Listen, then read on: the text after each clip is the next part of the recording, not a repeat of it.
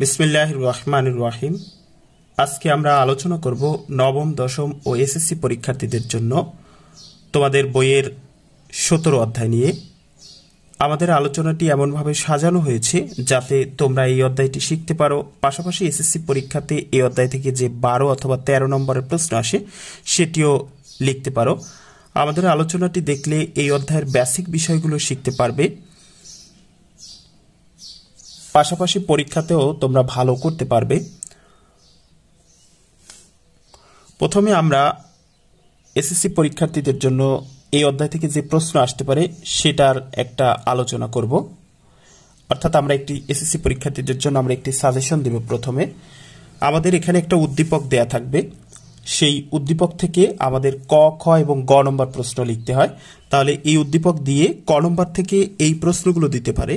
ক নম্বর থেকে প্রশ্নটা দুই ধরনের হতে পারে, একটা উদ্দীপকের সাথে সম্পর্ক থাকবে, আর একটা থাকতে পারে এমন যেটা উদ্দীপকের সাথে সম্পর্ক নেই। তাহলে এই উদ্দীপক দিয়ে এই প্রশ্নগুলো দিতে পারে যেগুলো উদ্দীপকের সাথে সম্পর্ক, যেমন প্রচুরক শ্রেণীর মধ্যবিন্দু নির্ণয় করো। তাহলে এখানে কিন্তু এটা উদ্দীপকের সাথে সম্পর্ক আছে।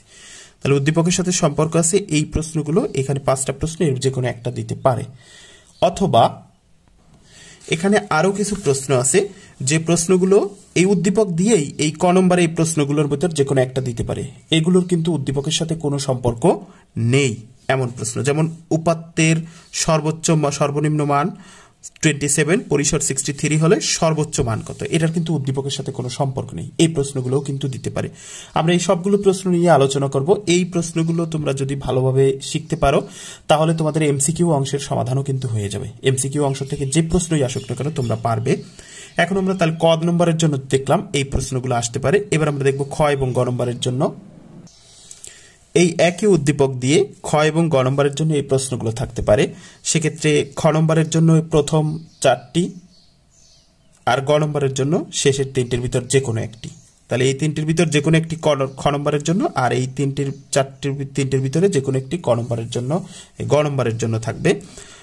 তোমরা যদি আমরা এই সবগুলো বিষয় নিয়ে আলোচনা করব তোমরা আমাদের পুরো আলোচনাটি যদি তোমরা দেখো তাহলে এই অধ্যায় সংক্রান্ত আর কোনো সমস্যা থাকবে না ইনশাআল্লাহ। আমরা এখন আলোচনাটি শুরু করি। এখন আমরা যে সূত্রগুলো আলোচনা করবো এই সূত্রগুলো ভালো করে খেয়াল করতে হবে। অনেক সময় কিন্তু এগুলো নৈবেত্তিক প্রশ্নেও সরাসরি চলে আসে, অথবা সৃজনশীলের ক নম্বরে অনেক সময় এই সূত্রগুলো কিন্তু চলে আসে। সুতরাং সেখানে কিন্তু এই সূত্রগুলোর ব্যাখ্যা সহ লিখতে হয়। তাহলে তোমরা ভালো করে এইগুলো খেয়াল করবা। প্রথমে আমাদের দরকার হয় সর্বোচ্চ মান, তারপর হচ্ছে সর্বনিম্ন মানটা দরকার হয়, এগুলো মূলত অবিন্যস্ত উপাত্তের ক্ষেত্রে। তারপর পরিসর নির্ণয় সূত্র সর্বোচ্চ মান বিয়োগ সর্বনিম্ন মান যোগ 1। এরপর হচ্ছে শ্রেণী ব্যবধান, এটা দেয়া থাকবে অথবা সুবিধা মতো ধরে নিতে হবে। এরপর হচ্ছে শ্রেণী সংখ্যা নির্ণয় সূত্র হচ্ছে পরিসর ভাগ শ্রেণী ব্যবধান। ক্রমযোজিত গণসংখ্যাগুলোকে হচ্ছে ধারাবাহিকভাবে যোগ করে পাওয়া যাবে ক্রমযোজিত গণসংখ্যা। আমরা অঙ্ক করলে তখন আরো বিষয়টা ক্লিয়ার হবে। 7 নম্বর হচ্ছে শ্রেণী ব্যবধান বা শ্রেণী মধ্যবিন্দু, এটা হচ্ছে শ্রেণীর উচ্চসীমা যোগ শ্রেণীর নিম্নসীমা ভাগ 2। এটা হচ্ছে শ্রেণী মধ্যমান বা শ্রেণী মধ্যবিন্দু নির্ণয় সূত্র। এরপর হলো গাণিতিক গড় x bar equal to summation fi xi গুণ বাই n। আর সংক্ষিপ্ত পদ্ধতিতে গাণিতিক গড় নির্ণয় সূত্র হচ্ছে x bar is equal to a plus summation fi ui by হচ্ছে n গুণ হচ্ছে h। এখানে আমরা চলক পরিচিতি দেখি। a মানে হচ্ছে অনুমিত গড়, fi এই fi মানে হচ্ছে আইতম শ্রেণীর গণসংখ্যা, ui মানে হচ্ছে শ্রেণী মধ্যমান মাইনাস অনুমিত গড় বাই হচ্ছে শ্রেণীব্যাপ্তি। অর্থাৎ এটাকে যদি আমরা চলক দিয়ে লিখি xi by minus n, xi minus a গুণ বাই হচ্ছে h। এখানে h মানে হচ্ছে শ্রেণীব্যাপ্তি আর n মানে হচ্ছে মোট গণসংখ্যা। এবার আমরা মধ্যক বা মধ্যমা নির্ণয় দেখব। মধ্যক বা মধ্যমা নির্ণয়ের সূত্র হচ্ছে l plus n by 2 minus fc গুণ h বাই fm। এখানে l মানে হচ্ছে মধ্যক শ্রেণীর নিম্নসীমা, n হচ্ছে মোট গণসংখ্যা, fc হচ্ছে মধ্যক শ্রেণীর পূর্বের শ্রেণীর ক্রমযোজিত গণসংখ্যা, fm হচ্ছে মধ্যক শ্রেণীর গণসংখ্যা, h হচ্ছে শ্রেণীব্যাপ্তি। অঙ্ক করার সময় এগুলো খেয়াল করালে আরো আমরা সহজে বুঝতে পারবো, সূত্রগুলো সহজে মনে থাকবে। সবসময় মধ্যে প্রচুরক সমান l plus f on by হচ্ছে f1 প্লাস f2 গুণ হচ্ছে h। এখানে l হচ্ছে প্রচুরক শ্রেণীর নিম্নসীমা, f1 হচ্ছে প্রচুরক শ্রেণীর গণসংখ্যা বিয়োগ পূর্বের শ্রেণীর গণসংখ্যা, আর f2 হচ্ছে প্রচুরক শ্রেণীর গণসংখ্যা বিয়োগ পরের শ্রেণীর গণসংখ্যা, আর এইচ মানে হচ্ছে শ্রেণী ব্যাপ্তি। এই হচ্ছে আমাদের বিন্যস্ত উপাত্তের জন্য যে সূত্রগুলো লাগবে সেগুলো আমরা দেখলাম। এবার আমরা একটা প্রশ্ন দেখি। এখানে আমরা একটা প্রশ্ন দেখতেছি। আমরা এখানে প্রথমত হচ্ছে পরীক্ষাতে যে খ এবং গ নম্বরের যে প্রশ্ন আসে, এই খ এবং গ নিয়ে আলোচনা করবে। এখানে খতে থাকে হচ্ছে 4 মার্কস আর গতে থাকে হচ্ছে 4 মার্কস, মোট 8 মার্কসের জন্য আমরা এখন আলোচনাটা করব। অর্থাৎ এই আলোচনার মাধ্যমে আমরা 8 মার্ক পেতে পারি, এবং এই খ এবং গতে এই 7টা প্রশ্নের মধ্যেই আসে, এর বাইরে কোনো প্রশ্ন খ এবং গতে আসে না। তাহলে এই 7টা প্রশ্ন যদি আলোচনা করি, যেভাবে প্রশ্ন আসুক না কেন, আমরা কিন্তু এই 8 মার্কস পাবো। তাহলে আমরা দেখি, প্রথমত হচ্ছে এখানে একটা শ্রেণীব্যাপ্তি দেওয়া আছে, তারপর হচ্ছে গণসংখ্যা দেওয়া আছে, এরপর খ এবং গ এর জন্য নির্ধারিত প্রশ্ন, এই প্রশ্নগুলো প্রথমত থাকে। আমরা দেখি কি কি প্রশ্ন আছে। 1 নম্বর হচ্ছে প্রদত্ত সারণী হতে গড় নির্ণয় করো। 2 নম্বর বলছে প্রদত্ত সারণী থেকে সংক্ষিপ্ত পদ্ধতিতে গড় নির্ণয় করো। প্রদত্ত সারণী হতে মধ্যক বা মধ্যমা নির্ণয় করো। আর 4 নম্বর বলছে প্রদত্ত সারণী হতে প্রচুরক নির্ণয় করো। 5 বলছে বর্ণনা সহ সারণী থেকে আয়তলেখ নির্ণয় করো। 6 বলছে বর্ণনা সহ সারণী থেকে অজীব রেখা অঙ্কন করো। এরপর 7 বলছে বর্ণনা সহ সারণী থেকে গণসংখ্যা বহুভুজ অঙ্কন করো। তাহলে আমরা এই প্রশ্ন 7টা যদি আলোচনা করি, এর বাইরে কিন্তু সাধারণত কোনো প্রশ্ন পরীক্ষাতে আসে না, বা আসলেও তোমরা এগুলোর যদি ভালো করে করো তাহলে তোমরা সবগুলোই অ্যান্সার করতে পারবা। তাহলে আমরা এই যে শ্রেণীব্যাপ্তি দেওয়া আছে এবং গণসংখ্যা দেওয়া আছে, এর ভিত্তিতে আমরা প্রথম 1 নম্বর প্রশ্ন আলোচনা করি যে প্রদত্ত সারণী হতে গড় নির্ণয় করো। তাহলে আমরা গড় নির্ণয়ের জন্য যে সারণী লাগে সেটা দেখি। এখানে 1 নম্বর প্রশ্নে গড় নির্ণয়ের সারণী যেগুলো দেওয়া আছে আমরা একটু সেগুলো লিখে নিই। এখানে শ্রেণীব্যাপ্তি, গণসংখ্যা, আর লাগবে শ্রেণী মধ্যমান, আর এফআই এক্সআই, এটা লাগবে। আমরা আগে শ্রেণীব্যাপ্তিগুলো যেগুলো দেওয়া ছিল সেগুলো নিয়ে নিলাম, তারপর গণসংখ্যাগুলো নিলাম। এবার আমাদের মধ্যমান দরকার হবে। মধ্যমান বা মধ্যবিন্দু বের করার জন্য আমাদের যে সূত্র ছিল সেটা হলো, এখানে আমাদের প্রথম হচ্ছে শ্রেণী মধ্যমান দরকার। তাহলে আমরা শ্রেণী মধ্যমান নির্ণয়ের যে সূত্র ছিল সেটা হচ্ছে শ্রেণীর উচ্চসীমা যোগ শ্রেণীর নিম্নসীমা ভাগ 2। তাহলে শ্রেণীর উচ্চসীমা কত? 34 যোগ শ্রেণীর নিম্নসীমা হচ্ছে 43, বা উচ্চসীমা বা নিম্নসীমা একটা লিখলেই হয়, নিম্নসীমা যোগ উচ্চসীমা ভাগ 2, অথবা উচ্চসীমা যোগ নিম্নসীমা ভাগ 2। তাহলে আমরা দেখলাম 34 আর 43 যোগ করলে 77 আসে, 77 ভাগ 2, 77 ভাগ 2 করলে 38.5 আসে। তাহলে আমরা এখানে দেখলাম যে প্রথম শ্রেণীর মধ্যমান 38.5। ঠিক পরেরটা যদি আমরা করি তাহলে 44 যোগ 53 ভাগ 2, এখানে আমরা দেখি এখানে হয় 97 ভাগ হচ্ছে 2। তাহলে 97কে যদি আমরা 2 দিয়ে ভাগ করি তাহলে আসে 48.5। তাহলে আমরা লিখতে পারি এখানে 48.5। ঠিক একইভাবে এই দুটো যোগ করে 2 দিয়ে ভাগ করলে হয় 58.5। পরেরটা আসবে 68.5, পরেরটা আসবে 78.5, ঠিক পরেরটা আসবে 88.5। তাহলে আমরা মধ্যমানটা পেয়ে গেলাম। এবার আমরা দেখি এখানে বলছে এফআই এক্সআই। এফআই কোনটা? এটা হচ্ছে আমাদের এফআই আর এক্সআই। এফআই আর এক্সআই গুণ করব, তার মানে এইটা আর এটা গুণ করব। এখন 38.5 গুণ 6 যদি করি তাহলে আসে 231। এবার এটা আর এটা যদি গুণ করি তাহলে আসে 388। এরকম করে আমরা যদি সবগুলো গুণ করি, অর্থাৎ এরকম এফআই আর এক্সআই এরকম সবগুলো যদি গুণ করি তাহলে আমাদের এরকম আসে। এবার সামিশন এফআই এক্সআই এর মানে হচ্ছে এই সামিশন এফআই এক্সআই, সামিশন মানে সমষ্টি, মানে যোগফল, এই সবগুলো যোগ করতে হবে। এই হচ্ছে এফআই এক্সআই, তাহলে এই সবগুলো আমাদের যোগ করতে হবে। এই সবগুলো যদি আমরা যোগ করি তাহলে আসে 2541.5, তার মানে 2541 আছে। আমরা যদি এগুলো যোগ করি, এবার আমরা দেখি আর গণসংখ্যা, অর্থাৎ গণসংখ্যাগুলো যদি যোগ করি এন হচ্ছে 40 আসে। তাহলে আমরা কিন্তু সবগুলো পেয়ে গেলাম। এবার আমরা জানি গড় সমান, আমরা যে গড়ের সূত্র শিখে আসছি সেটা হচ্ছে সামিশন এফআই এক্সআই বাই হচ্ছে এন। এই কিন্তু আমরা গড়ের সূত্র শিখে আসছি। এখন এখানে এফআই এক্সআই কত? এই যে এটা 2541.5, আর এন হচ্ছে, এন কিন্তু আমাদের 40 দেয়া আছে, তাহলে আমরা সেটা 40 বসালাম। এবার আমরা দেখি এইটারে যদি 40 দিয়ে ভাগ করি তাহলে আসে 63.54। এই হচ্ছে আমাদের কিন্তু সাধারণ গড়। তাহলে কিন্তু আমাদের 4 মার্কের অ্যান্সার হয়ে গেছে। এটা হচ্ছে স্বাভাবিকভাবে যদি গড় নির্ণয় করতে বলে এটা হচ্ছে তাই। এবার 2 নম্বর যে প্রশ্ন আছে, 2 নম্বর বলা হচ্ছে প্রদত্ত সারণী হতে সংক্ষিপ্ত পদ্ধতিতে গড় নির্ণয় করো। এটা ছিল গড় আর এটা হচ্ছে সংক্ষিপ্ত পদ্ধতিতে গড়। তাহলে সংক্ষিপ্ত পদ্ধতিতে গড় নির্ণয় করি আমরা। প্রথমে দেখি সংক্ষিপ্ত পদ্ধতিতে গড় নির্ণয়ের সারণী। সেক্ষেত্রে আমাদের 1টা 2টো 3টা 4টা 5টা কলাম লাগবে এবং যেগুলো তথ্য আছে, যেগুলো শ্রেণী আছে, যতগুলো হচ্ছে আমাদের সারি লাগবে।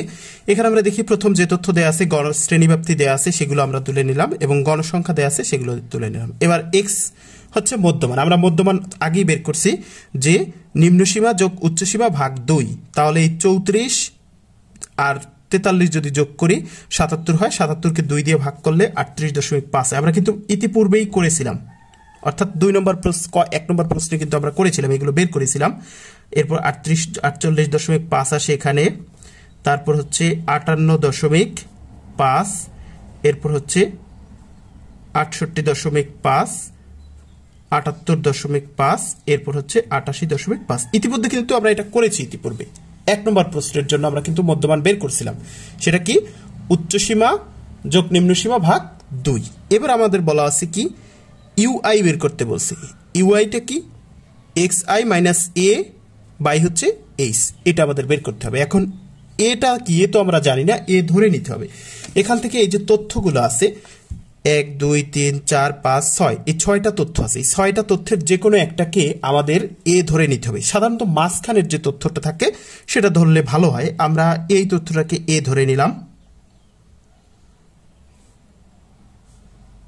এই তথ্যটাকে আমরা এ ধরে নিলাম। এখন আমরা একটু এটা বের করে দেখাই। আমাদের এখানে আছে xi, এগুলো তো x, তাহলে xi ui এর প্রথমটা আমরা বের করি। xi কত? xi হচ্ছে এখানে 38.5 বিয়োগ এ কোনটা আমরা এই ধরছি 58.5 বাই হচ্ছে এই হচ্ছে শ্রেণী ব্যবধান। এখানে 34 থেকে 43, এখানে শ্রেণী ব্যবধান হচ্ছে 10। আমরা একটু দেখি 34 35 36 37 38 39 40 41 42 43, তাহলে শ্রেণী ব্যবধান কত হলো 10। এখানে আমরা শ্রেণী ব্যবধান 10 ধরলাম। এরপর দেখি আমরা এখানে 38.5 থেকে 58.5 গেলে এটা থেকে এটা বিয়োগ করলে থাকে -20 থাকে। এই 20কে যদি আমরা 10 দিয়ে ভাগ করি তাহলে আসে -2, তাহলে এটা হলো -2। এর পরেরটা আসবে, এটাও ঠিক একই রকম যদি আমরা করি, এটা যদি আমরা করি তাহলে এটা প্রথম হচ্ছে ইউআই কত আসবে, এটা হচ্ছে 48.5, সেখান থেকে আমি বিয়োগ করব এ কত 58.5 বাই হচ্ছে শ্রেণী ব্যবধান হচ্ছে 10। এই 48.5 থেকে 58.5 বিয়োগ গেলে থাকে -10। -10কে যদি আমরা 10 দিয়ে ভাগ করি তাহলে হয় -1, তাহলে এটা হবে -1। এরপরে পরেরটা হচ্ছে 58.5 বিয়োগ এও কত 58.5 ভাগ হচ্ছে এইচ মানে হচ্ছে 10। এখানে আমাদের দেখি 58.5 থেকে 58.5 বাদ গেলে থাকে 0, 0কে 10 দিয়ে ভাগ করলে হয় 0, তাহলে এটা হয় 0। ঠিক একই রকম পরেরটা আমরা যদি এইভাবে করি তাহলে আসবে 1, পরেরটা আসবে 2, পরের আসবে 3। তার মানে হচ্ছে আমরা ইউআই গুলো পেয়ে গেলাম -2 -1। এখানে আমাদের একটা বিষয় মাথায় রাখতে হবে যে আমাদের যে তথ্যটাকে এ ধরেছি ওইটা হবে 0, এর পরবর্তী উপরে -1 -2 -3 এরকম যেতে থাকবে, আর এটা 0 হলে নিচে 1 2 3 4 এরকম করে যেতে থাকবে। এটাও মনে রাখলেও হবে, তবে আমরা এভাবে করে দেখব। এরপর আমরা দেখি এফআই আর ইউআই। আমরা এই 6 - 2 গুণ করব 6 দুগুণে হচ্ছে 12, তাহলে -12। এবার 8কে যদি -1 দিয়ে গুণ করি তাহলে -8 হয়। -5কে যদি আমরা 0 দিয়ে গুণ করি তাহলে 0কে যা দিয়ে গুণ করব সেই 0 হয়ে যাবে। 9কে যদি আমরা 1 দিয়ে গুণ করি 9 1 9, 5কে যদি 2 দিয়ে গুণ করি 5 দুগুণে 10, তারপর 7কে যদি 3 দিয়ে গুণ করি 3 7 21 হবে। এবার আমরা যদি সামেশন এফআই ইউআই অর্থাৎ সমষ্টি যদি করি এগুলোকে, তাহলে হবে এই সবগুলো যদি আমরা যোগ করি তাহলে আমাদের আসে 20। 20 আসে। এবং এখানে আমাদের এন কত ছিল, এন আমরা আগে দেখছিলাম হিসাব করে, এগুলো সব যোগ করলে 40 আসে। এবার আমরা জানি সংক্ষিপ্ত পদ্ধতিতে গড় x bar equal to a plus summation f i u i by হচ্ছে এন গুণ হচ্ছে এইচ। এখানে আমরা দেখি এ আমরা কত ধরেছিলাম, এ কিন্তু আমরা 58.5 ধরেছিলাম। তাহলে আমরা লিখি 58.5 প্লাস এই যে summation f i u I কি সেটা কত হয়েছে, 20 হয়েছে। তারপর এন কিন্তু আমরা এখানে 40 পেয়েছি, আমরা সেই 40 বসালাম। তারপর এইচ তো শ্রেণী ব্যবধান আমরা আগেই দেখেছিলাম 10 আসে।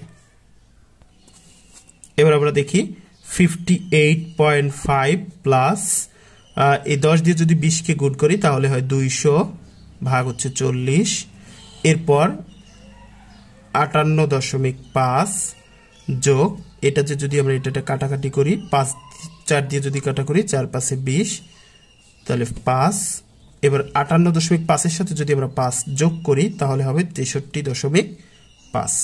এটা কিন্তু আমাদের সংক্ষিপ্ত পদ্ধতিতে গড় নির্ণয় হয়ে গেল। এবার আমরা 3 নম্বর প্রশ্ন দেখব।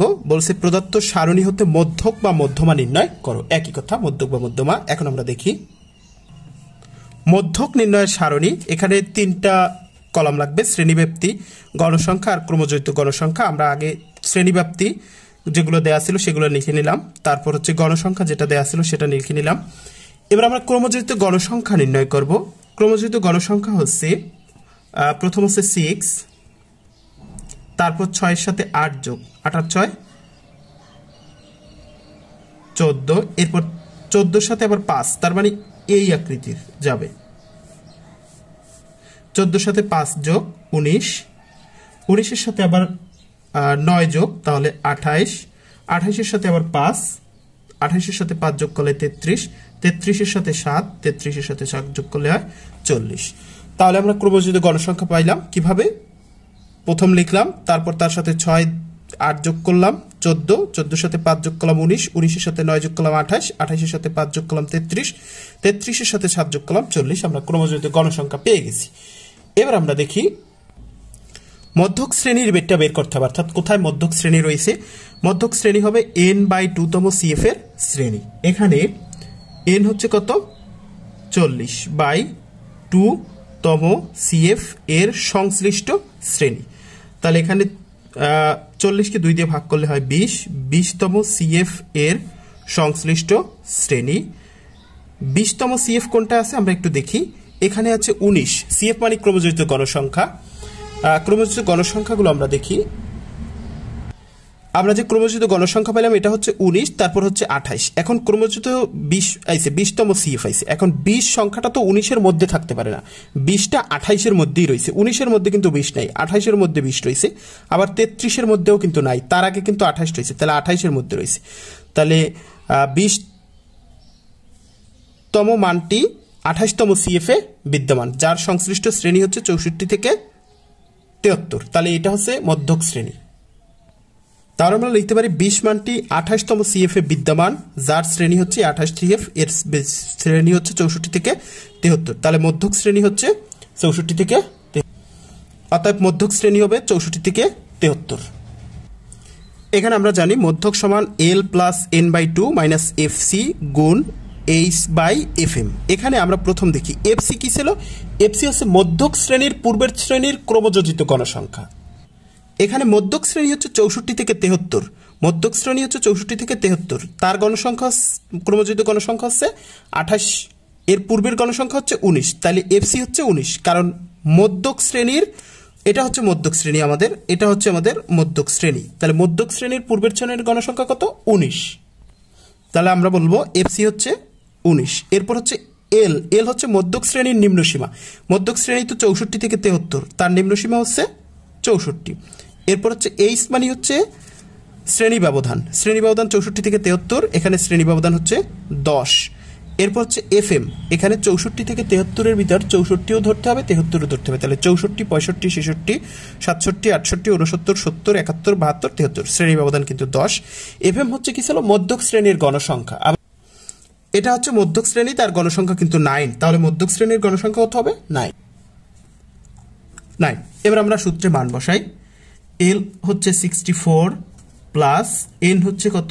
এন আমরা জানি হচ্ছে মোট গণসংখ্যা, আমরা এখানে এনও দেখি, এন হচ্ছে মোট গণসংখ্যা, সেটা ছিল হচ্ছে 40 ভাগ হচ্ছে 2 বিয়োগ এফসি, এফসি কত পাইলাম আমরা? 19 গুণ হচ্ছে এইচ হচ্ছে 10 আর এফ এম হলো 9। আমরা এখানে দেখি 64 প্লাস 40কে যদি 2 দিয়ে ভাগ করি তাহলে হয় 20, 20 থেকে 19 বাদ, আর 10কে যদি আমরা 9 দিয়ে ভাগ করি তাহলে হয় 1.11। এরপর আমরা দেখি, অর্থাৎ 10কে 9 দিয়ে ভাগ করলাম। এবার দেখি হচ্ছে 64 যোগ এই 20 থেকে 1 বাদ 19 বাদ গেলে থাকে 1, 1কে যদি আমরা 1.11 দিয়ে গুণ করব, এরপর থাকে হচ্ছে 64 যোগ 1.1কে যদি আমরা 1.1 দিয়ে গুণ করি তাহলে 1 দিয়ে গুণ করলে 1.11 হবে। এরপর দেখি 64-র সাথে 1.11 যোগ করলে হবে 65.11। তাহলে আমরা আমাদের মধ্যক কিন্তু পেয়ে গেলাম, এটা হচ্ছে আমাদের মধ্যক। এবার আমরা প্রচুরক দেখব। 4 নম্বরে বলা ছিল যে প্রদত্ত সারণী হতে প্রচুরক নির্ণয় করো। তাহলে আমরা প্রচুরক নির্ণয় করি। প্রচুরক নির্ণয়ের সারণী, এখানে শ্রেণীব্যাপ্তি, এখানে অতিরিক্ত কিছু করা লাগবে না, শ্রেণীব্যাপ্তি যেটা দেওয়া আছে আমরা সেটাই উঠালাম। 34 থেকে 43, 44 থেকে 54, 54 থেকে 63, 64 থেকে 73, 74 থেকে 83 আর 84 থেকে 73, অর্থাৎ যেগুলো দেওয়া ছিল আমরা সেগুলোই উঠিলাম। এবার গণসংখ্যাও যা দেওয়া আছে আমরা তাই উঠালাম। এবার আমাদের প্রচুরক শ্রেণী নির্ণয় করতে হবে। প্রচুরক শ্রেণী নির্ণয় করতে হলে আমাদের মনে রাখতে হবে এখানে প্রচুরক মানে সবচেয়ে যেটা বেশি আছে। এখন এখানে দেখলাম যে গণসংখ্যাগুলো, তার ভিতরে 9 হচ্ছে সর্বোচ্চ গণসংখ্যা। যেহেতু 9 সর্বোচ্চ গণসংখ্যা, তাহলে আমরা বলতে পারি এখানে সর্বোচ্চ গণসংখ্যা 9, তাই প্রচুরক শ্রেণী হবে এই 9 এর সাথে সংশ্লিষ্ট গণসংখ্যা। তাহলে 64 থেকে 73, এইটাই হলো আমাদের প্রচুরক শ্রেণী। এবার আমরা প্রচুরক নির্ণয়ের সূত্র লিখব। আমরা জানি প্রচুরক সমান এল plus F1 by F1 plus F2 গুণ হচ্ছে এইচ। আমরা প্রচুরকের সূত্র শিখে আসছি। এখন আমরা এল জানি প্রচুরক শ্রেণীর নিম্ন সীমা, সেটা হচ্ছে 64। এরপর F1 মানে হচ্ছে প্রচুরক শ্রেণীর গণসংখ্যা বিয়োগ পূর্বের শ্রেণীর গণসংখ্যা। এখন দেখি প্রচুরক শ্রেণীর গণসংখ্যা হচ্ছে 9, আমরা কিন্তু সূত্রে শিখে এসেছি, আর পূর্বের শ্রেণীর গণসংখ্যা হচ্ছে 5। তাহলে 9 বিয়োগ 5 করলে হয় 4, তার মানে F1 হচ্ছে 4। এবার F2 হচ্ছে প্রচুরক শ্রেণীর গণসংখ্যা বিয়োগ হচ্ছে পরের শ্রেণীর গণসংখ্যা। এখানে প্রচুরক শ্রেণীর গণসংখ্যা হচ্ছে 9 বিয়োগ এই প্রচুরক শ্রেণী, পরের শ্রেণী কিন্তু এটা, তাহলে পরের শ্রেণীর গণসংখ্যাও 5। এখানে প্রচুরক শ্রেণীর পূর্বে আর পরের শ্রেণীর গণসংখ্যা এক হয়েছে, সব জায়গায় কিন্তু এরকম এক হবে না, তাহলে এখানেও হবে 4। তাহলে আমরা দেখলাম F1ও 4 হয়, F2ও 4 হয়, সব জায়গায় কিন্তু আবার একই রকম হবে না। আর এইচ মানে শ্রেণীব্যাপ্তি, শ্রেণীব্যাপ্তি আমরা আগেই দেখেছি, সেটা হচ্ছে 10। এবার আমরা মান বসাই। এল মানে হচ্ছে 64 প্লাস F1 হচ্ছে 4, আর নিচে F1 প্লাস F2, F1 হচ্ছে 4 প্লাস F2 4 গুণ হচ্ছে 10। 64 প্লাস এখানে 4 গুণ 10 করলে 40 আসে, তারপর হচ্ছে 4 আর 4 গুণ করলে হয় 8। তাহলে 64 প্লাস আমরা যদি 40কে 8 দিয়ে ভাগ করি তাহলে 5। এবার যদি 64 প্লাস 5 করি তাহলে 69 আসে। তাহলে আমরা কিন্তু প্রচুরক নির্ণয় এভাবে করতে পারি।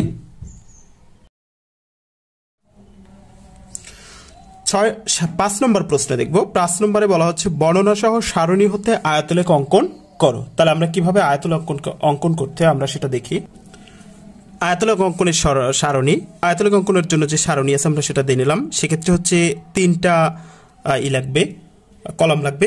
এখানে শ্রেণীটা অবিচ্ছিন্ন শ্রেণীব্যাপ্তি, বিচ্ছিন্ন শ্রেণীব্যাপ্তি। যদি বিচ্ছিন্ন শ্রেণীব্যাপ্তি হয় তাহলে 3টা কলাম লাগবে, আর যদি হচ্ছে শ্রেণীব্যাপ্তিটা অবিচ্ছিন্ন দেয়া থাকে তাহলে কিন্তু 3টা লাগবে না। আর এই সেক্ষেত্রে দেখা যাচ্ছে অবিচ্ছিন্ন শ্রেণীব্যাপ্তি বা বিচ্ছিন্ন শ্রেণীব্যাপ্তি এই বিষয়ে চেনার উপায় হচ্ছে, এখানে আছে 43 আর এখানে আছে 44। যদি যে কোনো শ্রেণীর উচ্চসীমা এবং পরবর্তী শ্রেণীর নিম্নসীমা এক হয় তাহলে বুঝতে হবে এটা হচ্ছে অবিচ্ছিন্ন শ্রেণীব্যাপ্তি। আর যদি এরকম আলাদা হয়, যেমন এটা আছে 43 আর এটা হচ্ছে 44, এরকম যদি হয় তাহলে সেটা কিন্তু বিচ্ছিন্ন শ্রেণীব্যাপ্তি। এই বিচ্ছিন্ন শ্রেণীব্যাপ্তি দিয়ে আমাদের আয়তলেখ অঙ্কন করা যাবে না। এই বিচ্ছিন্ন শ্রেণীব্যাপ্তিকে অবিচ্ছিন্ন শ্রেণীব্যাপ্তি বানাইয়ে তারপর আমাদের আয়তলেখ অঙ্কন করতে হবে। সেক্ষেত্রে আমরা লিখলাম শ্রেণীব্যাপ্তি আর অবিচ্ছিন্ন শ্রেণীব্যাপ্তি আর গণসংখ্যা লিখলাম, কিন্তু এটা যদি অবিচ্ছিন্ন শ্রেণীব্যাপ্তি দেওয়া থাকে তাহলে আমাদের এটা কিন্তু আর করতে হবে না। সেক্ষেত্রে যদি এমন থাকতো 34 থেকে 44, 44 থেকে 54, 54 থেকে 64 এরকম যদি থাকতো তাহলে সেটা কিন্তু অবিচ্ছিন্ন হতো। যেহেতু এখানে বিচ্ছিন্ন অর্থাৎ যে কোনো শ্রেণীর উচ্চসীমা এবং পরবর্তী শ্রেণীর নিম্নসীমা এক নয়, তাই আমাদের এটাকে অবিচ্ছিন্ন বানাতে হবে। অবিচ্ছিন্ন বানানোর সিস্টেম হচ্ছে শ্রেণীর উচ্চসীমার সাথে থেকে 0.5 বিয়োগ এবং নিম্নসীমার সাথে 0.5 যোগ। অর্থাৎ এক্ষেত্রে প্রথম আছে শ্রেণীর নিম্নমান বিয়োগ হচ্ছে 0.5। তাহলে আমরা দেখি শ্রেণীর নিম্নমান, যেমন এটা হচ্ছে 34 বিয়োগ হচ্ছে 0.5, তাহলে সেটা কত হবে? 34 থেকে 0.5 বিয়োগ করলে 33.5 আসবে। তাহলে আমরা এখানে লিখতে পারি 33.5। আর উচ্চসীমা কিভাবে?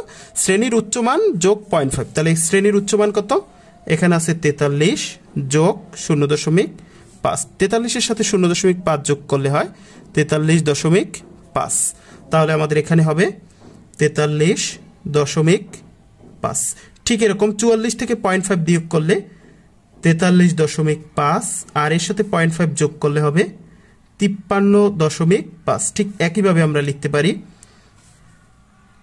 আমরা সবগুলো লিখলাম যে নিম্নসীমা থেকে 0.5 বিয়োগ আর উচ্চসীমার সাথে 0.5 যোগ করে আমরা কিন্তু অবিচ্ছিন্ন শ্রেণীব্যাপ্তি তৈরি করে ফেলাম। এবার আমরা দেখি এই যে শ্রেণীব্যাপ্তি, এটার উচ্চসীমা হচ্ছে 43.5, পরবর্তী শ্রেণীর নিম্নসীমাও 43.5। এরকম যে কোনো শ্রেণীর উচ্চসীমা এবং পরবর্তী শ্রেণীর নিম্নসীমা যদি সমান হয় তাহলে সেটা হচ্ছে অবিচ্ছিন্ন শ্রেণীব্যাপ্তি।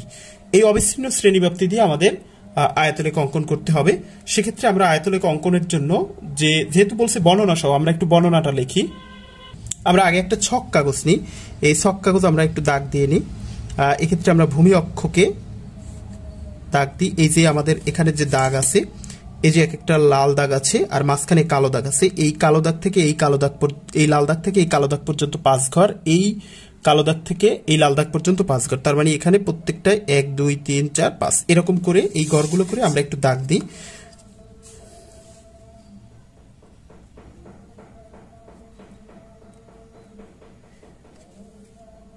সেক্ষেত্রে আমরা একটু দেখি, এখানে আমরা এই যে ছক কাগজ, এই ছক কাগজের এটাকে আমরা মূল বিন্দু ধরলাম, মূল বিন্দুতে হচ্ছে 0 হয়।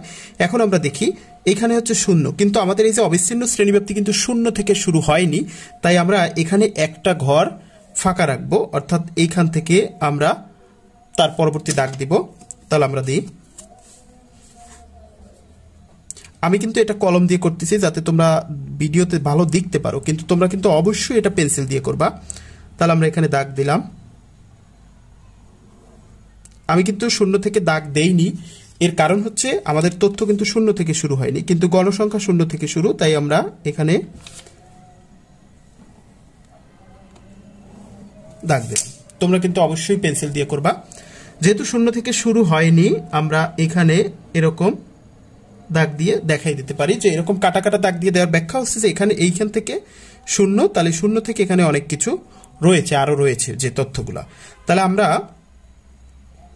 এখানে দেখি আমাদের শ্রেণী ব্যবধান কত। এখানে 33 থেকে 33.5 থেকে 43.5, এখানে শ্রেণী ব্যবধান কিন্তু 10। এই 33.5 থেকে 43.5 এখানে শ্রেণী ব্যবধান 10। এর কারণ কি? কারণ হচ্ছে এই যে 43.5 এখানেও আছে আবার এখানেও আছে। এখন এই 43.5কে আমি কোথায় ধরবো? মনে মনে ধরতে হবে যে এই 43.5 এখানে না, এই 43.5 এখানে। তো এই 43.5 যদি এখানে হয়, এখানে কত? এখানে কিন্তু 42.5 পর্যন্ত আছে, আর বাকি কিন্তু এখানে। তাহলে আমরা এখানে দেখি শ্রেণী ব্যবধান কত হয়। 33.5, 34.5, 35.5, 36.5, 37.5, 38.5, 39.5, 40.5, 41.5, 42.5, এখানে কিন্তু 10 হয়েছে। এই 43.5 এটা কিন্তু এই শ্রেণীতে না, এই শ্রেণীর অন্তর্ভুক্ত। তাহলে যেহেতু 10 করে আমাদের ধরতে হবে, তাহলে আমরা এইখানে এইটুকুর মধ্যে 10 ধরবো, কিন্তু এখানে ঘর আছে কয়টা? 2টো, মাত্র 5টা ঘর আছে। 1 2 3 4 5, 5টা ঘরে যদি 10 ধরি তাহলে 1 ঘর সমান 2 ধরলাম, আর এদিকে আমরা 1 ঘর সমান 1 ধরবো। হ্যাঁ, এবং এখানে লিখবো এটা x অক্ষ, আমরা এটাকে ধরবো y অক্ষ। এবার আমরা একটু ব্যাখ্যাটা লিখে নিই। লিখলাম যে ছক কাগজে এক্স অক্ষ বরাবর অবিচ্ছিন্ন শ্রেণী ব্যাপ্তি, অর্থাৎ এদিকে দেখাবো আমরা অবিচ্ছিন্ন শ্রেণী ব্যাপ্তি, এবং ওয়াই অক্ষ বরাবর ঘনসংখ্যার মান দেয়া হয়েছে, মানে এদিকে লিখবো গণসংখ্যাগুলো। এক্স অক্ষে প্রতি এক ঘরকে 2 একক, তার মানে এখানের প্রত্যেকটা একটা একটা ঘরকে 2 ধরবো, তার মানে এই হচ্ছে 2, 4, 6, 8, 10। এবং ওয়াই অক্ষে প্রতি এক গড়কে 1 একক ধরে আয়তলেখ অঙ্কন করা হয়েছে। এদিকে এক ঘরকে 1, যেমন 1, 2, 3, 4, 5, প্রতি এক ঘরকে 1 1 করে ধরলাম। এবার আমরা একটু আয়তলেখ অঙ্কন করি। আমরা প্রথম যেহেতু বললাম যে ভূমি অক্ষ বরাবর হচ্ছে অবিচ্ছিন্ন শ্রেণী ব্যাপ্তি ধরা হয়েছে, তাহলে আমরা ভূমি অক্ষ অবিচ্ছিন্ন শ্রেণী ব্যাপ্তি লিখি। অবিচ্ছিন্ন যে শ্রেণী ব্যাপ্তিগুলো আছে সেগুলো আমরা একটু লিখি। এখানে প্রথম শুরু হয়েছে 33.5, আমরা একটু এটাকে এভাবে দিয়ে লিখি 33.5, তারপর হচ্ছে 43.5, এরপর 53.5, তারপর 63.5, 73.5, তারপর 83.5, আর শেষে আছে 93.5। এই পর্যন্ত কিন্তু আমাদের এখানে রয়েছে, আমরা সেগুলো সব লিখলাম।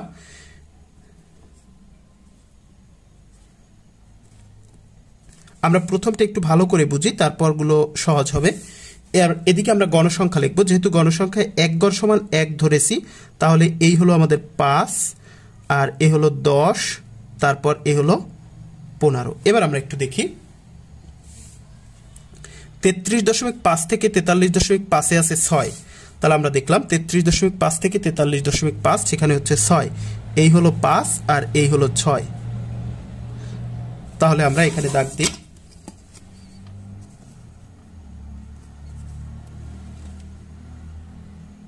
এই এবার আমরা দেখব 43.5 থেকে 53.5 হচ্ছে 8, তাহলে এই 43.5 আর এই 53.5 সেখানে হচ্ছে 8, এই 5, 6, 7, 8।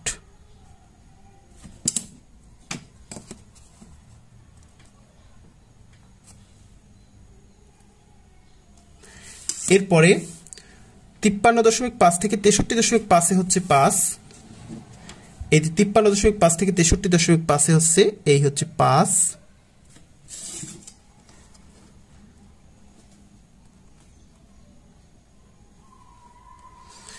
এরপর 63.5 থেকে 73.5 হলো 9, 63.5 থেকে 73.5 সেখানে এই হলো 10 আর তার নিচে এক 9,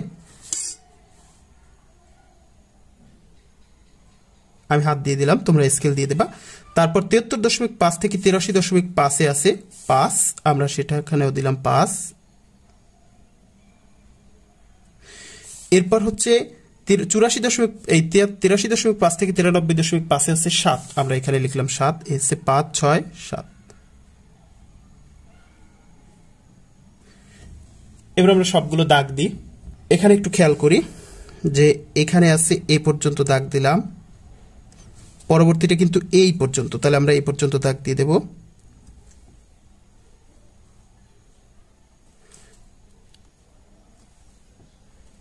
একটু খেয়াল করলেই কিন্তু খুব সহজ হবে। তারপর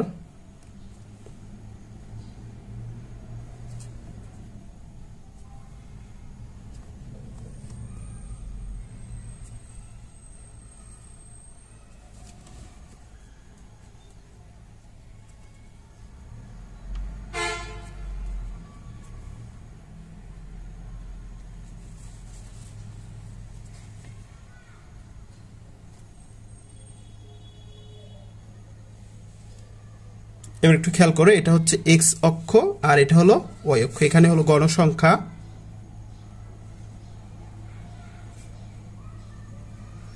আর এখানে হচ্ছে অবিচ্ছিন্ন শ্রেণীব্যাপ্তি, সেটা আমরা লিখলাম।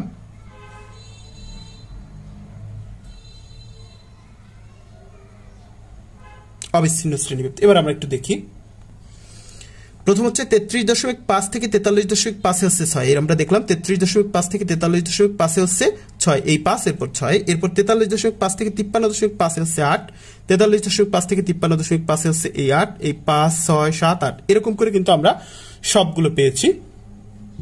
এখন আমরা এই যে আয়তলেখগুলোকে আমরা একটু পেন্সিল দিয়ে ডিজাইন করে দিতে পারি এরকম। এটাগুলো অবশ্যই তোমরা পেন্সিল দিয়ে করবা, অথবা পেন্সিল দিয়ে তোমরা একবারে দাগ দিয়ে দিতে পারো, ভিতরটা এরকম কালার করে দিতে পারো পেন্সিল দিয়ে, সম্পূর্ণটা ভরাট করে দিতে পারো।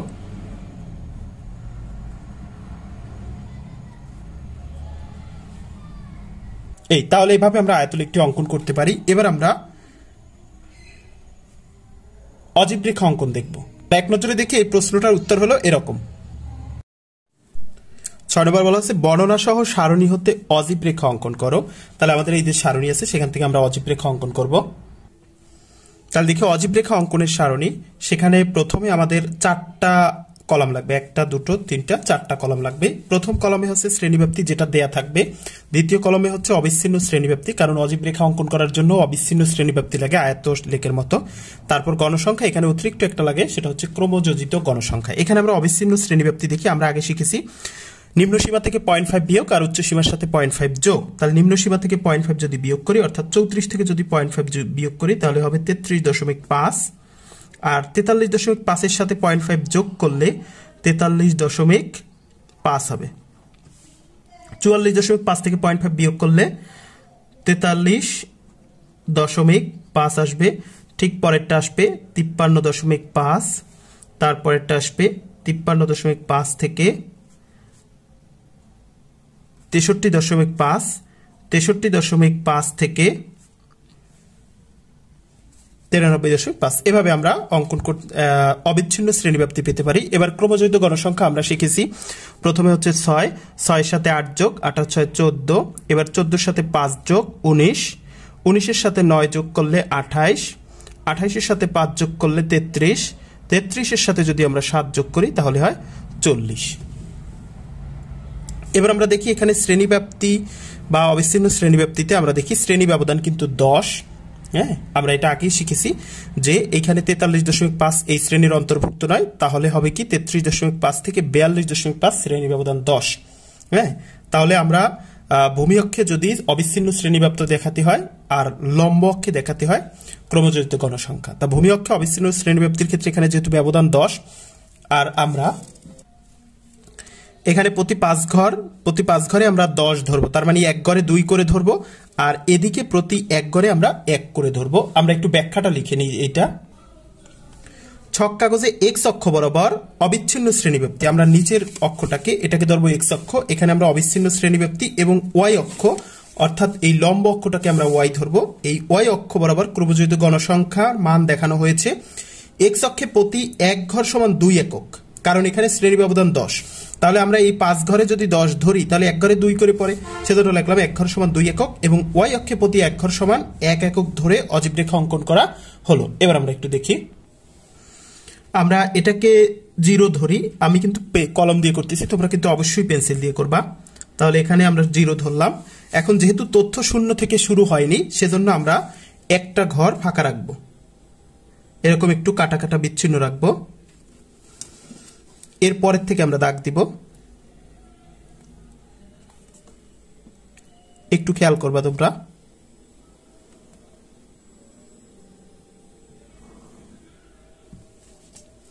আর এদিকে একেবারে 0 থেকেই দাগ দিয়ে দেব ওয়াই অক্ষ বা লম্ব অক্ষে।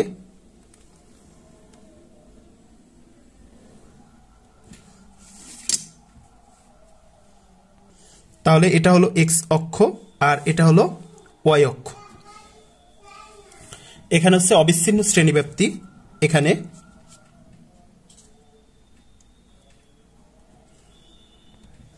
অবিচ্ছিন্ন শ্রেণীব্যাপ্তি, আর লম্বক্ষে ক্রমযোজিত গণসংখ্যার মান দেখানো হয়। লম্বক্ষে ক্রমযোজিত গণসংখ্যার মান দেখানো হয়েছে। ভিডিওতে যাতে ক্লিয়ার আসে সেজন্য আমি কিন্তু কলম দিয়ে করতেছি। তোমরা এই কাগজের ভিতর কোনো কিছু কলম দিয়ে করবা না, সবকিছু পেন্সিল দিয়ে লিখবা। এবার আমরা একটু খেয়াল করি, এই যে ভূমি অক্ষ বা ওয়াই অক্ষে যে তথ্যগুলো আছে আমরা একটু সেগুলো লিখি। এখানে প্রথম লিখবো হচ্ছে 33.5, তারপর এখানে লিখবো 43.5, তারপর হচ্ছে 53.5, অর্থাৎ আমরা এই 33.5 থেকে শুরু করবো এবং সবশেষ যেন 93.5 হয় সেরকম আমরা লিখবো। 63.5, 73.5, 83.5, 93.5 আমরা সবগুলো লিখলাম। ভূমি অক্ষটা আমাদের লেখা হয়েছে। এবার আমরা লম্ব অক্ষে ক্রমযোজিত গণসংখ্যার মান দেখাবো। এবার আমাদের লম্ব অক্ষে আমরা 1 ঘর সমান 2 একক ধরাই। 1 ঘর সমান 1 একক ধরলে হবে না, কারণ এখানে জায়গা কম। এখানে আমাদের সর্বোচ্চ কিন্তু 40, তার মানে এখান থেকে 40 পর্যন্ত লিখতে হবে। তাহলে আমরা 1 ঘরে যদি 2 ধরি তাহলে এখানে হয় 10,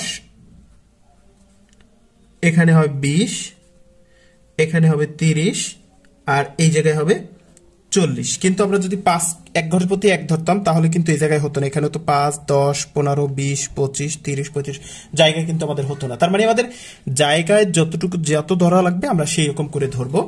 এবার আমরা দেখি, প্রথম হচ্ছে এই যে 33.5 থেকে 43.5 এর মধ্যে ক্রমযুক্ত গণসংখ্যা হচ্ছে 6। আমরা এই নিম্ন সীমা লিখবো না, উচ্চ সীমা বরাবর 6 দেখাবো। তার মানে 43.5 এ হচ্ছে 6।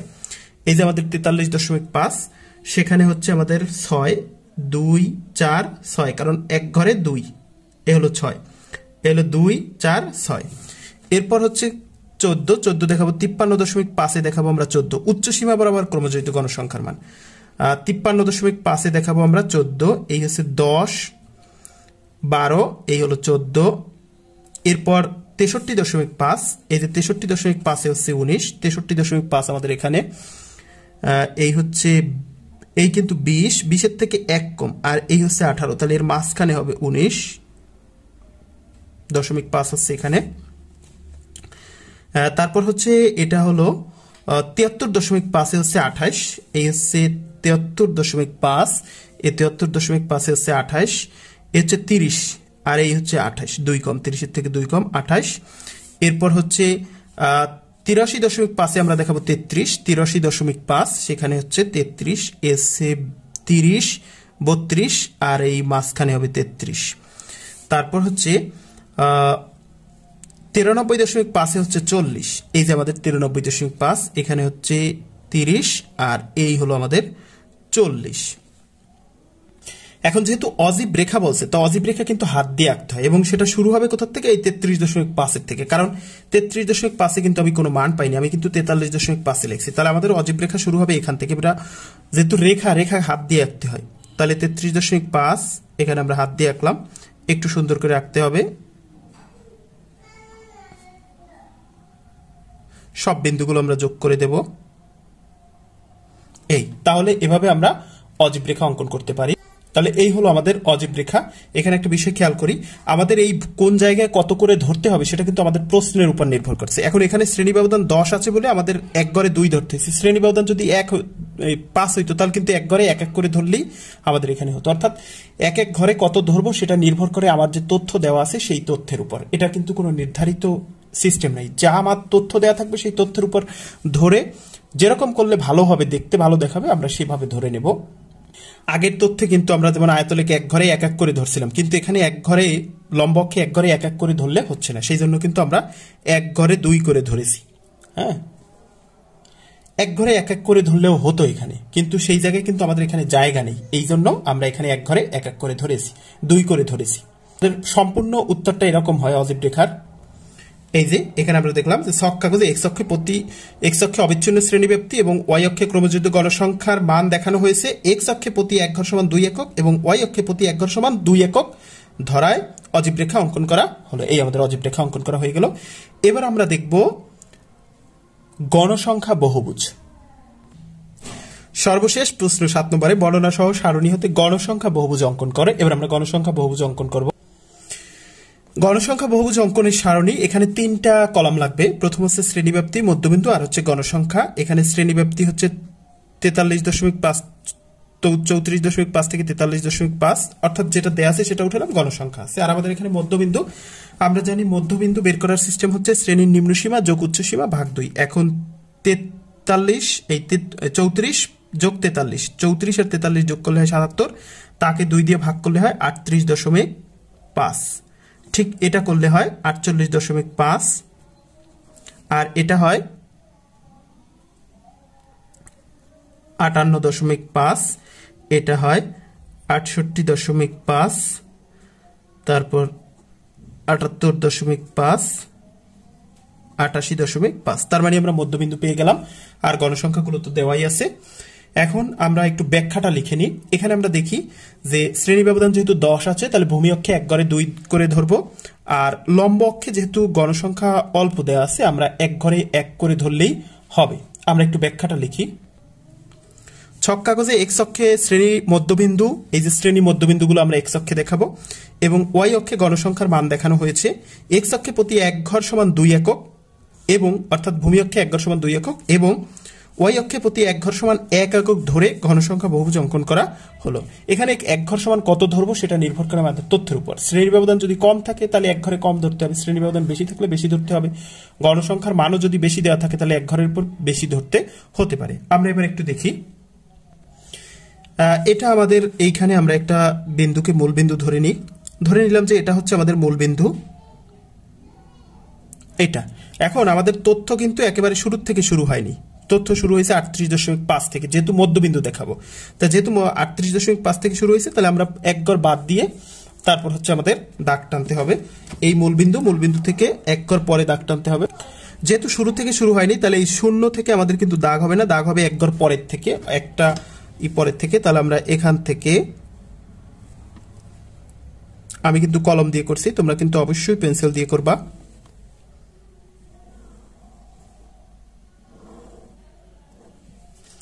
যেহেতু 0 থেকে শুরু হয়নি, তাহলে আমি এই ঘরটা কাটা কাটা দিয়ে দিলাম, আর এখান থেকে সম্পূর্ণটা দিয়ে দিলাম। এবার আমরা দেখি, আমরা এখানে লিখবো হচ্ছে মধ্যবিন্দু, এটা হচ্ছে এক্স অক্ষ আর এটা হলো ওয়াই অক্ষ। এখানে আমরা লিখবো হচ্ছে মধ্যবিন্দু,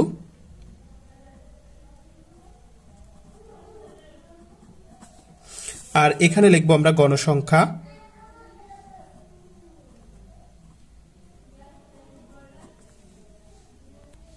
এখানে আমরা ছক কাগজে দেখি, ছক কাগজে ভূমি অক্ষে মধ্যবিন্দু এবং লম্ব অক্ষে গণসংখ্যার মান দেখানো হয়েছে। এখানে আমরা দেখি যে ভূমি অক্ষে যেহেতু আমরা দেখছি এখানে তথ্য 38.5 থেকে শুরু হয়েছে, অর্থাৎ 0 থেকে শুরু হয়নি, তাই আমরা এখানে হচ্ছে প্রথম কাটা কাটা দিলাম। তারপর হচ্ছে আমরা যে মধ্যবিন্দু, ভূমি অক্ষে মধ্যবিন্দু দেখালাম, এবং লম্ব অক্ষে গণসংখ্যা, এই যে গণসংখ্যা আছে সেই গণসংখ্যার মান দেখালাম। আমরা দেখি প্রথম তথ্য আছে 38.5। আমরা এই গণসংখ্যা বহুভুজ আঁকার সময় 38.5 যেটা থাকবে সেখান থেকেই আমরা শুরু করব না, এরপর আমরা শুরু করব পরের থেকে শুরু করব। অর্থাৎ এই 38.5 আসে, আমরা এর আগে একটা লিখে রাখবো। 38.5 এর আগে হচ্ছে 28.5, এরপর হচ্ছে 38.5, তারপর হচ্ছে 48.5। অর্থাৎ আমাদের এখানে যে ব্যবধান, সেই ব্যবধান অনুযায়ী উপরে একটা ধরবো। যেহেতু এখানে 10 ব্যবধান, তাহলে 38.5 থেকে আরো 10 কমলে হচ্ছে 28.5 হয়। মানে আমরা আগে একটা মধ্যবিন্দু লিখে রাখবো। কেন লিখবো আমরা তার ব্যাখ্যা পরে দিচ্ছি। এভাবে আমরা একেবারে 98 এখানে আছে 88.5, আমরা পরে 88.5 এর পর আরো একটা 98.5 একটা অতিরিক্ত লিখে রাখলাম। তাহলে আমরা দেখলাম যে এখানে ছিল আমাদের 38.5 থেকে 88.5, আমরা 38.5 এর আগে আরো একটা বিন্দু, আর এই 88.5 এর পরে আরো একটা বিন্দু অতিরিক্ত লিখে রাখলাম। এবার লম্বকে গণসংখ্যা দেখানো হচ্ছে, গণসংখ্যা 5, 10, 15। এবার আমরা একটু দেখি। প্রথম হচ্ছে 38.5 এ আছে 6, আমরা দেখি এই যে 38.5, এখানে এই 5, এই হচ্ছে 6, এখানে আমরা বিন্দু দিলাম। তারপর হচ্ছে 48.5 এ আছে 8, এই হলো 48.5, এই 5, 6, 7, এই হলো আমাদের 8। এরপর হচ্ছে 58.5, আমরা দেখি 58.5 এ হয়ে আছে 5, আমরা লিখলাম 58.5 এ হচ্ছে 5।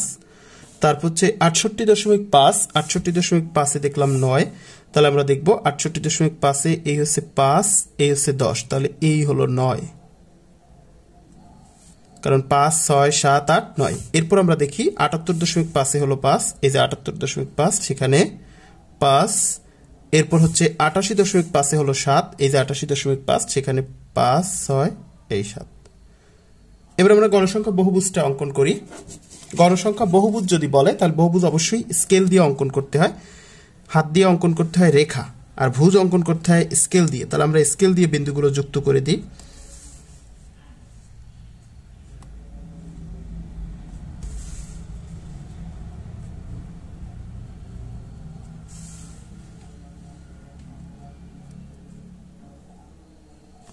সবগুলো বিন্দু আমরা যোগ করে দেব।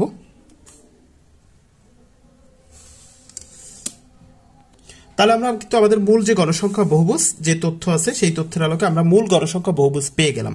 এখন এই বহুভুজের শুরুও নেই আবার শেষও নেই, এটা দেখতে একটু ভালো দেখায় না, সেজন্য আমরা এই যে আগে একটা শ্রেণী আগে একটা মান লিখছিলাম এই মান থেকে একটু কাটা কাটা দাগ দিয়ে যুক্ত করে দিতে পারি এটা, তাহলে দেখতে ভালো দেখাবে, যেটা তোমাদের বইতে আলোচনা করা হয়েছে। তাহলে আমরা এটা একটু কাটা কাটা দাগ দিয়ে যুক্ত করে দিই, এই এরকম দিয়ে যুক্ত করে দিলাম। আর শেষে একটা বিন্দু রাখছিলাম আমরা, সেখানেও একটু কাটা কাটা দাগ দিয়ে ডট ডট দাগ দিয়ে যুক্ত করে দিই, ব্যাস। এবার কিন্তু আমাদের গণসংখ্যা বহুভুজটা দেখতে একটু তুলনামূলক ভালো দেখায়।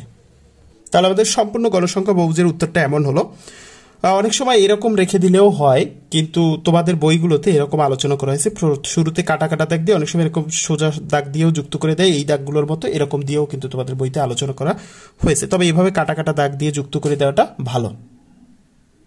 তাহলে আমরা এতক্ষণ যে আলোচনা করলাম, একটা উদ্দীপক দেয়া থাকবে, সেই একটা উদ্দীপক থেকে এরকম 7টা প্রশ্ন দেয়া, 7টা প্রশ্ন, এই 7টা প্রশ্ন যদি তোমরা ভালোভাবে করো, এখান থেকেই কিন্তু তোমাদের খ এবং গ নিশ্চিত কমন থাকবে। শুধু উপাত্তগুলো চেঞ্জ হবে, উপাত্তগুলো চেঞ্জ হলে তোমরা সেই অনুপাতে করবে। তবে এটা যদি ভালো করে শিখে রাখো, এই সবগুলোরই অ্যান্সার করতে পারবা। এখান থেকে সাধারণত এই যে প্রথম যে 4টা, এই 4টা হচ্ছে খ নম্বরে থাকে, আর শেষের যে 3টা, এই 3টা হচ্ছে সাধারণত গ নম্বরে থাকে। এর ভিতরে আবার অজীব রেখা আর বহুভুজ বেশি থাকে, আয়তলেখটা একটু কম থাকে।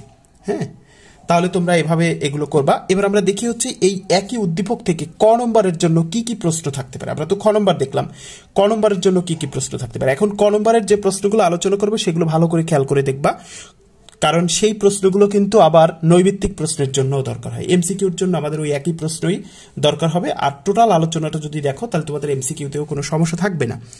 এখন আমরা দেখি এই যে এই উপাত্ত থেকে যদি ক নম্বরের জন্য প্রশ্ন থাকে, তাহলে দুই ধরনের প্রশ্ন থাকতে পারে। একটা প্রশ্ন থাকতে পারে যেটা সরাসরি এই উপাত্তের সাথে রিলেটেড, আরও এক ধরনের ক থাকতে পারে যেটা উপাত্তের সাথে সরাসরি রিলেটেড না। আমরা এই দুই ধরনের প্রশ্ন একটু আলাদা করে দেখব।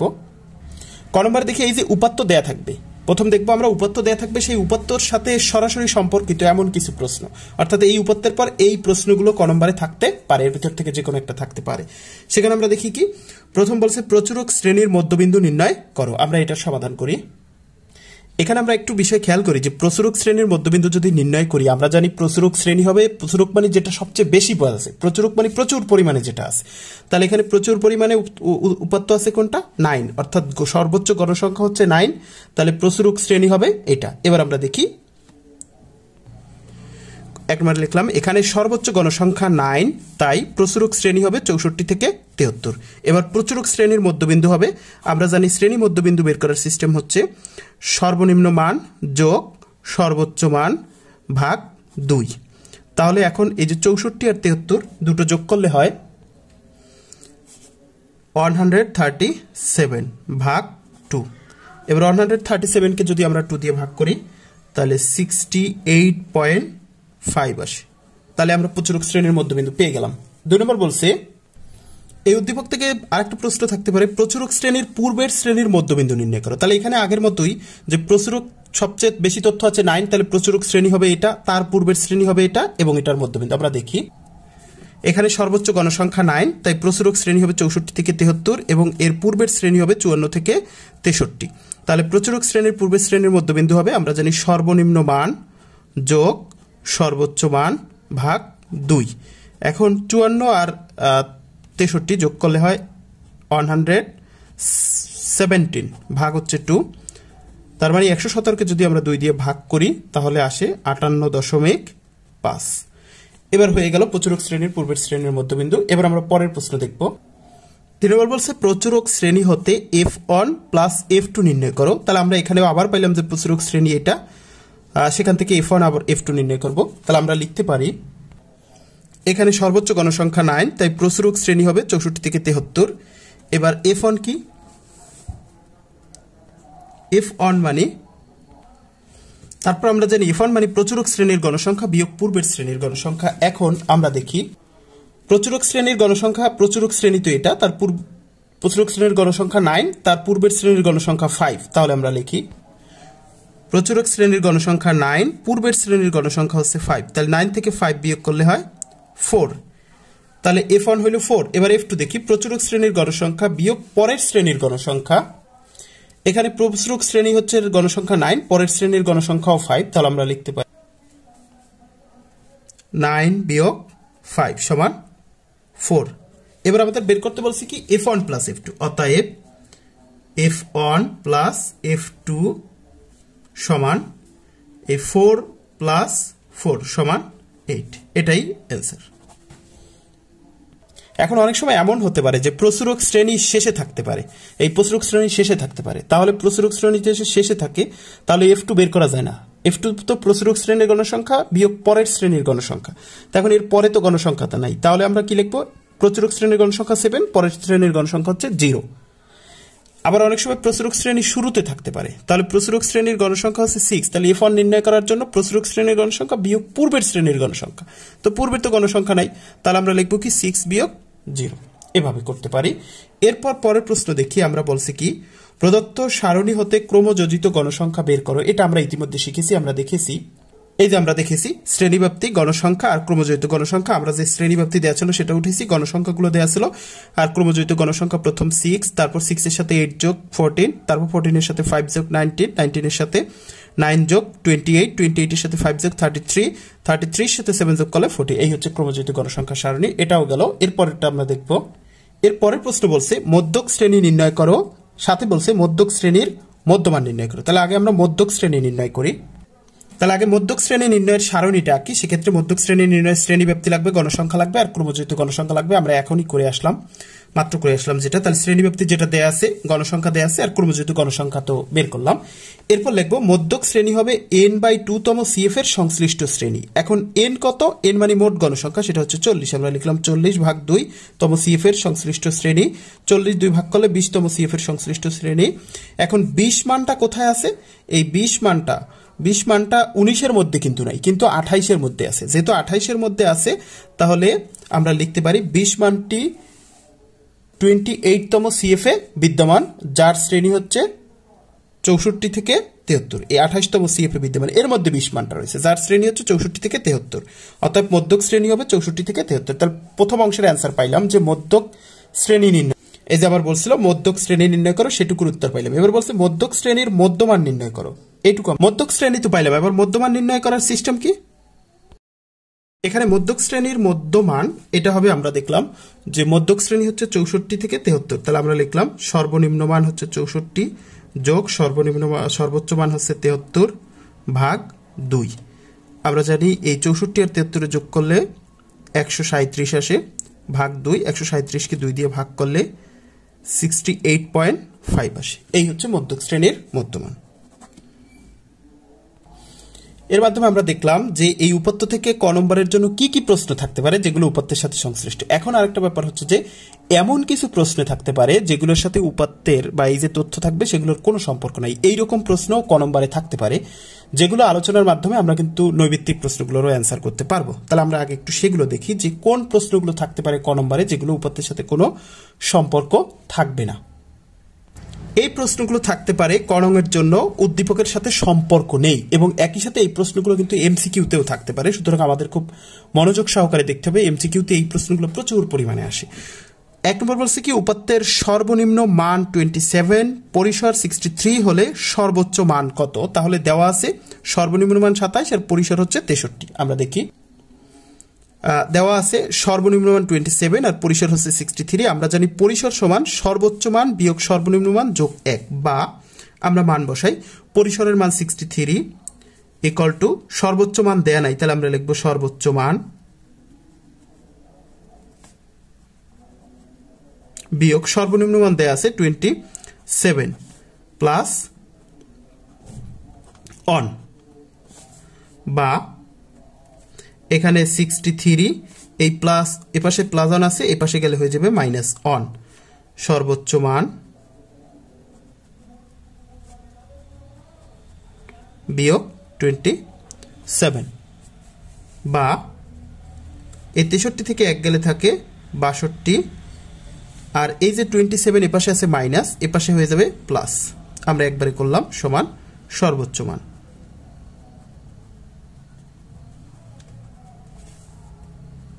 বা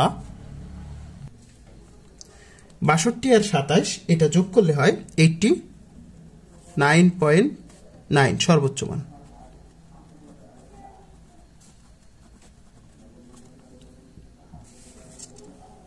অতএব সর্বোচ্চ মান সমান 89। এটা হচ্ছে 1 নম্বরের অ্যান্সার। এবার আমরা 2 নম্বর দেখি। 2 নম্বর বলা আছে 7 + 7 9 0 6 3 5 সংখ্যাগুলোর গড় নির্ণয় করো। তার মানে কতগুলো তথ্য দেওয়া আছে সেইগুলোর গড় নির্ণয় করতে বলছে। তাহলে আমরা বলি 2 নম্বরে আমরা জানি গড় x বার সমান summation x by n। Summation x মানে কি হচ্ছে উপাত্তের সমষ্টি বাই n। এখন উপাত্তের সমষ্টি কি আমরা দেখি উপাত্তগুলো কি কি ছিল। উপাত্তগুলো ছিল হচ্ছে 7 + 9 + 0 + 6 + 3 + 5। ইজ ইট 7 9 0 6 3 5 আমরা সেগুলো লিখলাম। এবার দেখব উপাত্তের n মানে উপাত্তের সংখ্যা। উপাত্তের সংখ্যা কয়টা আমরা দেখি 1 2 3 4 5 6। তাহলে 6। এই 0 কিন্তু একটা উপাত্ত। অনেকে এই 0 কে ধরে না, তাহলে এটা কিন্তু ভুল হবে। 0 কিন্তু একটা উপাত্ত। 1টা 2টো 3টা 4টা 5টা 6টা উপাত্তের সংখ্যা হচ্ছে 6টা। এবার আমরা এই সব উপরে যদি সবগুলো যোগ করি তাহলে হবে, এখন আমরা যদি 30 কে 6 দিয়ে ভাগ করি তাহলে হবে 5। অ্যান্সার 5। তাহলে আমরা 2 নম্বরের উত্তর পেলাম। এবার আমরা 3 নম্বর দেখব। 3 নম্বর বলা হচ্ছে 19 + 21 19 21 26 13 11 27 x 29 সংখ্যাগুলোর গড় 16.5 হলে x এর মান নির্ণয় করো। তার মানে এখানে গড় দিয়ে দেওয়া হয়েছে আমাদের। এই যে x এই তথ্যটা কিন্তু দেয়া নাই, আমাদের এটার মান নির্ণয় করতে বলছে। আমরা দেখি, আমরা জানি গড় x বার সমান সামেশন x বাই n। তার মানে হচ্ছে উপাত্তের সমষ্টি ভাগ উপাত্তের সংখ্যা। x সামেশন x মানে উপাত্তের সমষ্টি ভাগ উপাত্তের সংখ্যা। বা এখানে আমাদের গড়, এই যে উপাত্তগুলোর গড় কিন্তু 16.5 দেয়া আছে। তাহলে আমি x বারের জায়গায় লিখতে পারি 16.5 সমান এই সামেশন x মানে এই সবগুলোর যোগ। তাহলে সবগুলো হচ্ছে 19 + 21 + 26 + 13 + 11 + 27 + x + 29। এই যে আমাদের যে উপাত্তগুলো দেওয়া আছে সেগুলো লিখলাম। এবার উপাত্ত কয়টা দেখি 1 2 3 4 5 6 7 8। তাহলে উপাত্তের সংখ্যা হচ্ছে 8। আমরা লিখলাম 8। বা 16.5 এখানে আমাদের এই উপরের সবগুলো যদি যোগ করি তাহলে x বাদে আর সবগুলো সংখ্যা যোগ করলে 146 প্লাস এই x রয়েছে x থেকে যায়, ভাগ হচ্ছে 8। বা এখন আমরা জানি এটার নিচে একটা কি আছে অন আছে। তাহলে এই কোণা আর এই কোণা গুণ আর গুণন যদি করি আমরা তাহলে লিখতে পারি 146 প্লাস x আর এখানে 16.5 গুণ 8। বা 146 প্লাস x ইকুয়াল টু এই 16.5 গুণ 8 যদি আমরা করি তাহলে আসে 132। বা x সমান এই 132 146 এপাশে আছে মাইনাস, এপাশে গেলে এপাশে আছে প্লাস, এপাশে গেলে হয়ে যাবে মাইনাস 146। বা x সমান এই 132 থেকে 146 যদি মাইনাস করি তাহলে থাকে -40। এটাই কিন্তু আমাদের অ্যান্সার, কারণ আমাদের x এর মান নির্ণয় করতে বলছিল, আমাদের কিন্তু x এর মান নির্ণয় করা হয়ে গেছে। 3 শেষ হয়ে গেল। এবার 4 নম্বর বলছে কোন শ্রেণীর উচ্চসীমা 65 এবং শ্রেণীর মধ্যমান 62.5 হলে ওই শ্রেণীর নিম্নসীমা কত। তাহলে দেওয়া আছে উচ্চসীমা 65.65 আর শ্রেণী মধ্যমান 62.5। আমরা লিখি, দেওয়া আছে শ্রেণীর উচ্চসীমা 65, শ্রেণী মধ্যমান হচ্ছে 62.5। আমরা জানি শ্রেণী মধ্যমান নিম্নসীমা যোগ উচ্চসীমা ভাগ 2। বা এখানে আমাদের মধ্যমান দেয়া আছে, তাহলে আমরা মধ্যমান বসালাম 62.5 ইকুয়াল টু, এখানে নিম্নসীমা দেয়া নাই তাহলে আমরা লিখলাম নিম্নসীমা প্লাস উচ্চসীমা কত 65 ভাগ হচ্ছে 2। বা এটার নিচে একটা মনে মনে অন আছে, তাহলে আমরা যদি কোণাকুণি গুণ করি তাহলে এরকম হবে নিম্নসীমা যোগ 65 আর এই যে 62.5 গুণ 2, কারণ এটার সাথে এটা গুণ। বা নিম্নসীমা সমান এই ৬২.৫ কে যদি আমরা 2 দিই তাহলে হবে 125 আর এই 65 এপাশে আছে প্লাস, এপাশে হয়ে গেলে মাইনাস। অতএব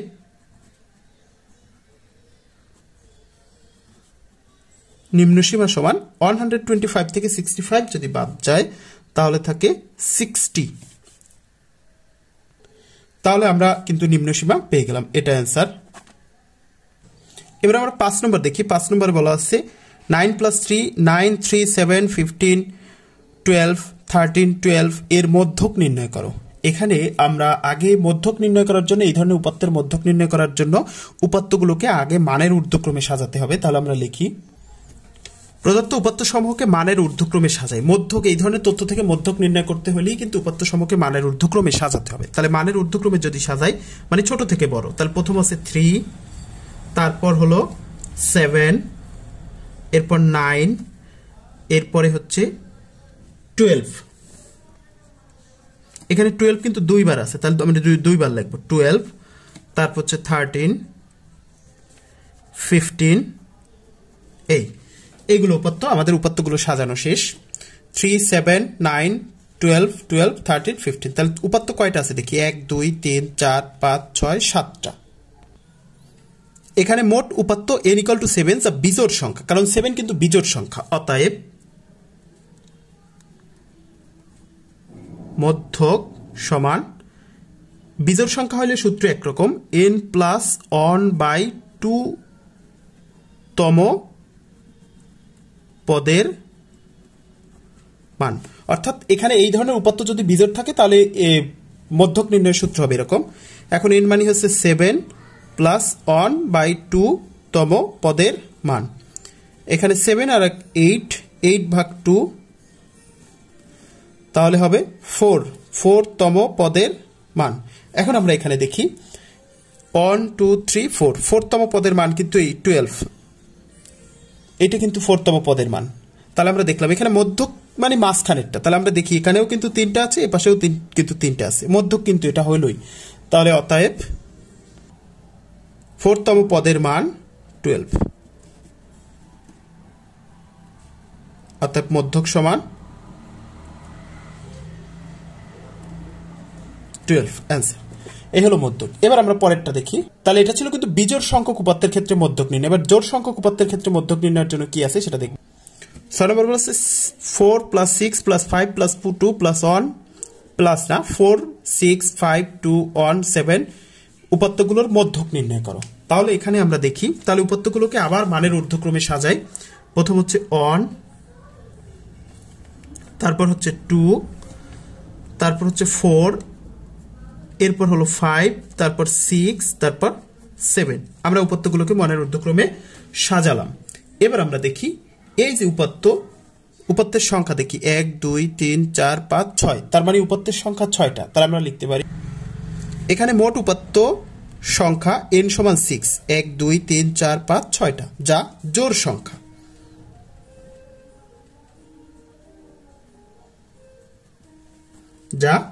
সংখ্যা। অতএব মধ্যক হবে, জোড় সংখ্যা যদি হয় তাহলে উপাত্তের মধ্যক হবে। আমরা একটু দেখি, এখানে জোড় হইলে n/2 তম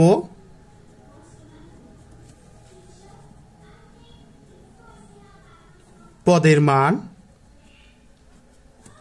যোগ n/2 + 1 তম পদের মান, এই হচ্ছে সূত্র। তাহলে আমরা একটু দেখি ভাগ 2। এবার আমরা দেখি n কত, n মানে হচ্ছে 6, তাহলে 6/2 তম পদের মান প্লাস 6/2 + 1, কারণ n এর মান কিন্তু 6, পদের মান বাই হচ্ছে 2। এখন আমরা একটু দেখি, এখানে 6/2 করলে হয় 3, তাহলে 3তম পদের মান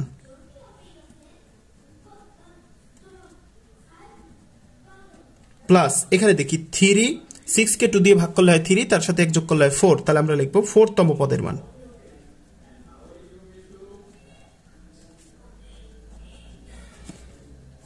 ভাগ 2। এবার আমরা দেখি এখানে 3তম পদ কোনটা, এই আমরা দেখি 3তম পদ 1 2 3, এই 3তম পদ হচ্ছে 4, তাহলে আমরা লিখলাম